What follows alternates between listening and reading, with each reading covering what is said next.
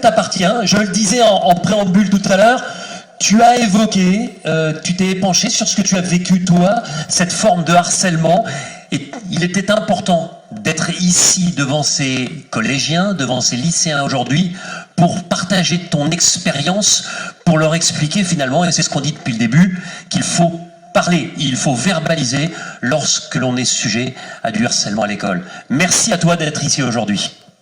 Merci, merci. Salut tout le monde. Alors, on commence où? Premièrement, je vais vous dire que vous me faites très peur. Que venir ici, j'ai jamais pensé dans toute ma vie que j'allais venir dans un lycée et parler de l'harcèlement que j'ai vécu moi dans ma vie quand j'étais plus jeune. Il y a eu différentes sortes de choses que j'ai vécues. Je vais vous les expliquer un petit peu, mais j'ai plus de trac maintenant en vous parlant que j'ai avant de monter sur scène au Stade de France. Je l'ai fait il y a quelques jours et croyez-moi, vous êtes beaucoup plus terrifiant. Alors non, croyez-moi. Et alors, premièrement, je vais juste vous expliquer pourquoi j'ai décidé de venir, pourquoi j'ai accepté de venir. C'est peut-être pour vous donner une autre perspective, pour vous dire que on peut vivre des choses qui sont difficiles à l'école, que ça peut prendre différentes manières et différentes formes, et à la fin qu'on peut en parler même quand on a 40 ans, qu'on s'en souvient, et qu'on n'oublie pas, mais ça ne veut pas dire que ça domine ou que ça gagne. En fait, il y a une autre manière. Il y a une autre manière d'envisager un futur. À votre manière. Alors, moi je suis né à Beyrouth. Ok? Je suis né à Beyrouth quand j'avais 1983. Ouais. Et il y avait la guerre. Ma mère, libanaise, syrienne, américaine.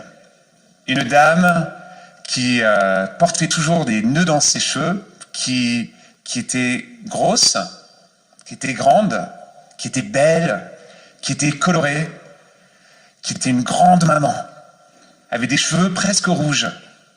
Et avec sa forme de son corps, elle portait toujours des habits qu'elle faisait elle-même. Okay. Mon père, beaucoup plus sérieux, avec des lunettes, un spécialiste de mathématiques et de sciences économiques. Et ensuite, il y a mes deux sœurs, il y a moi. On est évacué parce qu'il y a la guerre et ensuite on arrive à Paris. Et à Paris, je suis dans une petite école. Et je vis une vie dans une petite communauté où tout le monde se connaît. On se connaît, ça c'est Georges, ça c'est Anne, il y a des filles, il y a des garçons, c'est petit, on joue tous ensemble.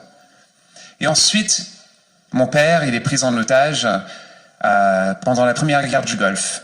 Okay. Et là, moi j'ai 7 ans, et le monde autour de moi est complètement bouleversé. Parce que tout d'un coup, j'étais un garçon normal qui habitait à Paris, et tout d'un coup, mon père, il a disparu pendant 8 mois, on ne savait pas où il était, on ne savait pas s'il allait revenir, et là, la vie, elle commence à être complètement déstabilisée. Et tout ce que je pensais être sûr, et tout ce que je pensais aller avoir dans ma vie, pour le reste de ma vie, tout d'un coup, c'est secoué. Et on déménage après, parce que mon père, il rentre et il a une sorte de breakdown. Il perd son travail. On commence à apprendre toutes les techniques pour les huissiers. Quoi dire quand les huissiers ils sonnent à la porte et ils disent est-ce que les parents sont présents? Non, monsieur, il n'y a pas d'adulte dans la propriété. Vous devez revenir plus tard. On avait tout le scénario déjà préparé. À un certain moment, les choses sont devenues trop compliquées. On a déménagé, on est parti à Londres, on a recommencé notre vie. Voilà, je vous donne un petit peu le contexte. C'était complètement normal pour moi de penser que l'activité principale ça ne devait pas être le foot. Je pouvais danser du flamenco habillé en mariachi pendant 3 heures dans l'appartement de ma mère. C'était aussi complètement normal que ma mère nous imposait une règle qu'on n'avait pas le droit d'aller acheter des fringues et qu'on devait choisir des tissus et elle allait les coudre elle-même. Et franchement, c'est beau parce que c'est comme une vie de film. C'est beau quand il y a de la tolérance. C'est beau quand personne te dit que c'est moche. J'arrive au lycée français Charles de Gaulle, à Londres. J'étais habitué à avoir 150 élèves autour de moi à l'école. Et là, j'arrive et il y en a des milliers.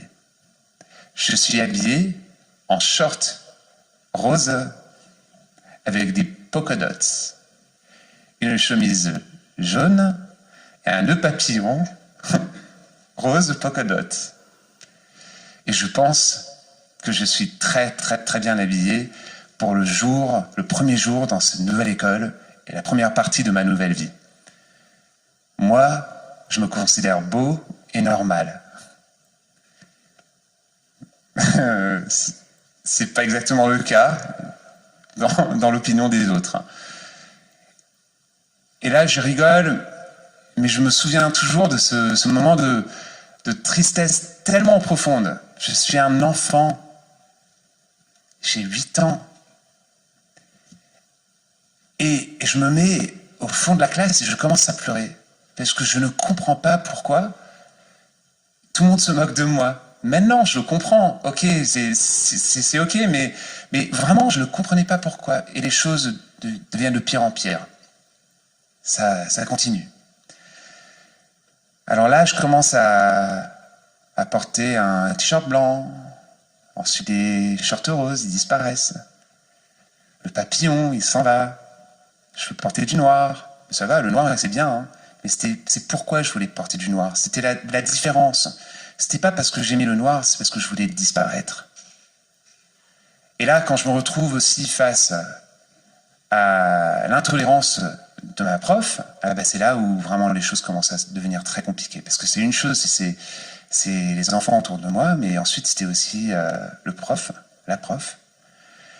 Et là, je m'enferme. Bon, je ne vais pas vous dire tout, c'était dur, c'était très triste, et c'était tellement intense et tellement extrême comme harcèlement que j'arrête de parler. Je commence à vouloir m'échapper de la maison. J'oublie comment lire. J'oublie totalement comment écrire. Avant ça, je pouvais lire la musique parfaitement, toutes les notes. Depuis ce jour-là, depuis cette période-là, je ne peux plus le faire. Et maintenant, j'ai 40 ans et je travaille sur des films et je fais des albums et je ne peux pas lire la musique. Je me retire du monde autour de moi et ça devient très sérieux. Bref, mon père, ma mère, ils découvrent ce qui se passe. Ils commencent à gueuler. Ils vont dans la cour centrale et là, ils commencent à gueuler. Je suis renvoyé d'école. Et là, je vais pas à l'école pendant 9 mois parce que je dois reconstruire un petit peu une vie. Je fais de la musique, je vais au parc, je commence à chanter, je joue du piano. Et ma mère, cette excentrique, maintenant je sais qu'elle était excentrique. Avant, je pensais qu'elle était normale. Maintenant, je vois que toutes ses couleurs et sa forme et ses cheveux et le rose et le violet et le jaune, c'était pas totalement normal, mais c'est ok. Là, elle me dit, ok, on recommence. Parce que si tu te sens comme si tu n'as pas de valeur, ça serait un désastre, tu serais foutu, pardon. Et ça serait un désastre. Et c'était aussi sérieux que ça, que même les gros mots ont leur place. Je recommence et je commence à chanter. 5 heures par jour, et je vais au parc le matin. Et après ça, je commence à travailler. Et je réalise que ces petites différences dans ma vie avaient une valeur.